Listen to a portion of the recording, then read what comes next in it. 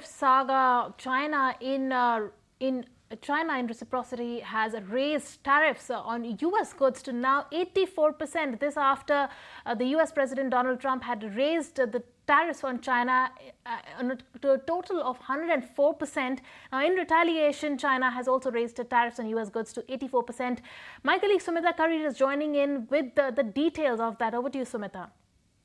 Yes, in fact, this is the latest in the United States-China trade war that's been growing since past many days since the announcement of tariffs by the Donald Trump administration. In fact, this announcement of China increasing the tariff on imports from United States from 34% to 84% is the latest update so far as the tariff war between the two countries is concerned. This announcement was made by the finance ministry, Chinese finance ministry. In a statement, it says, and I quote, "The U.S.'s practice of escalating tariffs on China is a mistake on top of a mistake, which seriously infringes on China's legitimate rights and interests and seriously damages the rules-based multilateral trading system. It seriously impacts the stability of the global economic order. It is a typical example of unilateralism, protectionism, and economic bullying."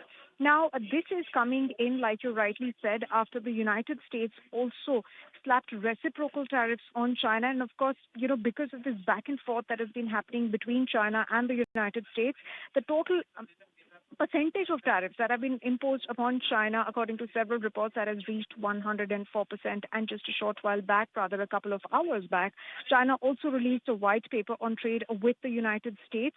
China, where in that white paper claimed that the country will fight till the end. There are no winners in a trade war. However, it also took on a conciliatory tone and said that the United States and China can resolve differences in economic and trade areas through equal-footed dialogue and mutually beneficial cooperation. As part of that white paper, China also claimed that two-way investment between the United States and China is over $260 billion, and that economic partnership between the two countries has only grown since the past 46 years.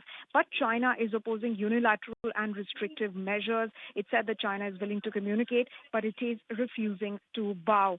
And of course, as part of that response, perhaps this escalation, the latest escalation has come in where China has increased tariff on imports from the United States from 34% to 84%. We'll have to wait and see how this pans out, because Donald Trump has maintained that China is also wanting to have a chat, have a deal with the United States. However, it does not know exactly how they want to do it.